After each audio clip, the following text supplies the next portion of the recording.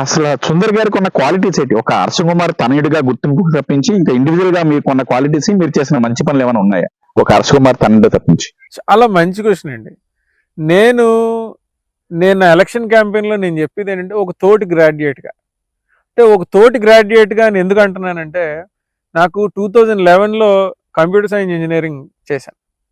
చేసిన తర్వాత మా ఏజ్ గ్రూప్ ఎలా ఉంటుందంటే, మాకు what we were told from childhood ఏంటంటే, స్కూలింగ్ అయిపోయిన తర్వాత ఇంటర్మీడియట్ అయిన తర్వాత ఇంజనీరింగ్ అయిన తర్వాత మంచి ఎంఎన్సీలో ఉద్యోగం అయిన తర్వాత ఒక 2 సంవత్సరాలు పనిచేయి, 2 సంవత్సరాల తర్వాత ఆన్ సైట్ వెళ్ళిపో, అక్కడ ₹1,00,00,000 వస్తుంది, సంపాదించుకో, అయిపోయింది.